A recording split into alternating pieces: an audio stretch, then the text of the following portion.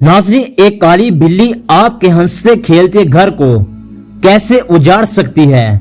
ये कैसे मुमकिन है?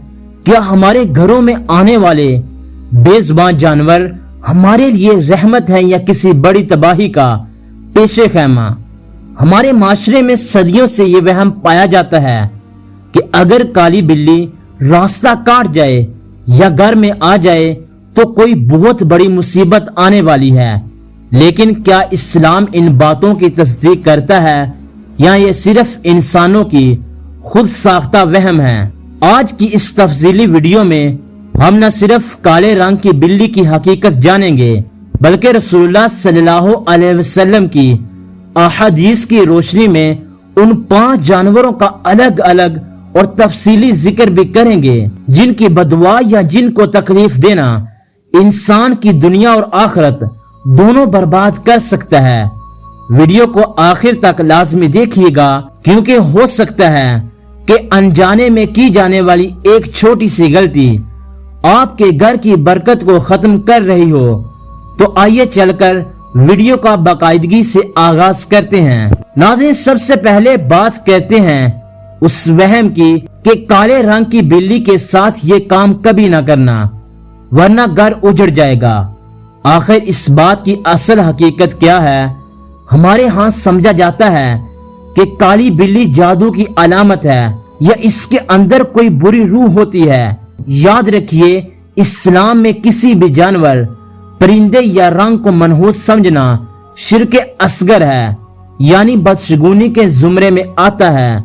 अल्लाह के नबी सल्लल्लाहु अलैहि वसल्लम ने बदशगुनी लेने से सख्त मना फरमाया है।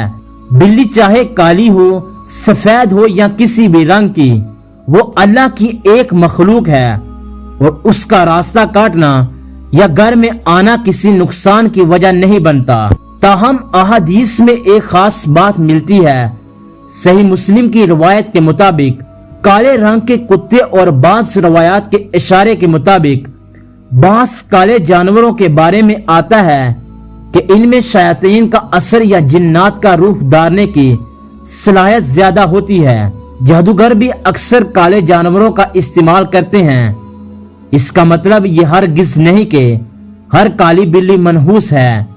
इसका असल मतलब ये है कि अगर आप किसी काली बिल्ली को बिला वजह सताते हैं, इसे मारते हैं या इस पर जुल्म करते हैं, तो हो सकता है कि वो कोई आम बिल्ली ना हो बल्कि कोई जिन हो और उसका बदला या उसकी बदवा आपके पूरे घर का सुकून बर्बाद कर दे।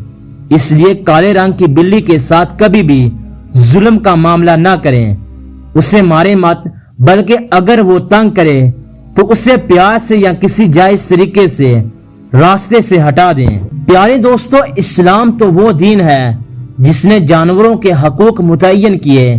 बिल्लियों के मामले में इस्लाम का मौक़िफ़ निहायत खूबसूरत है।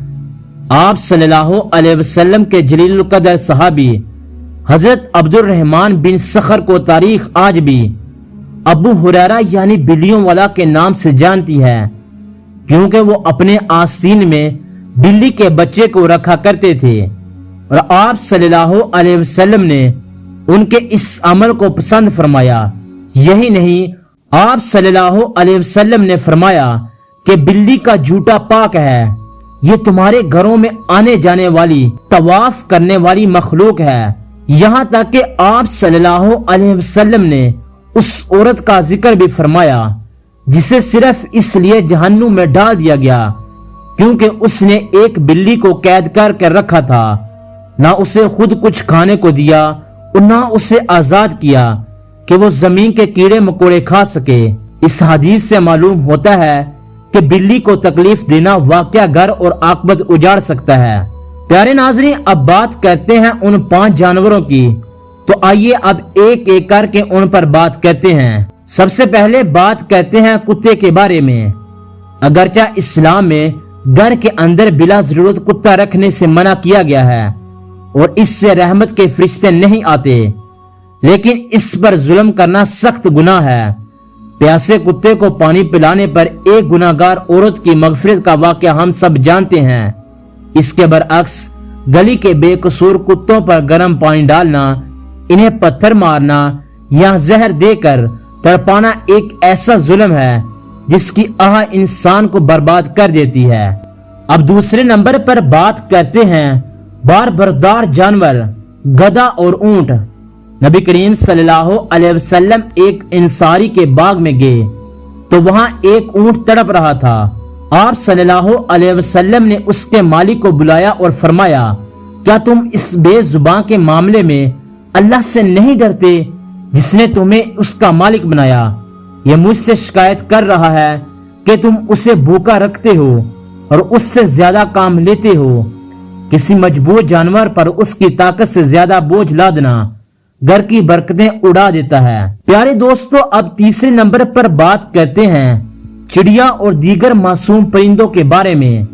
یہ پرندے ہمارے ماحول کا حسن ہیں۔ لوگ اپنے شوق کے لیے پرندوں کو چھوٹے چھوٹے پنجروں میں قید کر دیتے ہیں یا بچوں کے کھیلنے کے لیے ان کے گھونسلے اجاڑ دیتے ہیں اور ان کے انڈے بچے توڑ دیتے ہیں۔ یاد رکھیے، پرندوں کے بچوں کو ان کی ماں سے الگ کرنا اللہ کے غضب کو دعوت دینا ہے۔ رسول اللہ صلی اللہ علیہ وسلم نے ایک سفر پر صحابی کو ایک پرندے کے بچے اٹھانے پر سختی سے منع فرمایا تھا جب تک کہ وہ واپس نہ رکھ دیے گئے۔ جبکہ چوتھے نمبر پر بات کرتے ہیں پالتو مویشی گھوڑے، گائے اور بھینس کے بارے میں، جنہیں باندھ کر رکھا جاتا ہے۔ اگر ان کے چارے اور پانی میں غفلت برتی جائے، انہیں بھوکا پیاسا باندھ کر رکھا جائے تو ان کی خاموش بدعا انسان کے کاروبار اور گھر کو آہستہ آہستہ تباہ کر دیتی ہے۔ جبکہ پانچویں اور آخری نمبر پر آتے ہیں چھوٹے کیڑے اور چونٹیاں وغیرہ، جنہیں ہم حقیر سمجھتے ہیں۔ احادیث میں چونٹیوں کو بلا وجہ جلانا یا مارنے سے منع کیا گیا ہے۔ ایک نبی کا واقعہ آتا ہے جنہیں ایک چونٹی نے کاٹا تو انہوں نے چونٹیوں کا پورا بل جلوا دیا۔ اللہ تعالیٰ نے ان پر وحی نازل فرمائی کہ تم نے ایک چونٹی کے بدلے اس امت کو جلا دیا جو میری تسبیح بیان کرتی تھی۔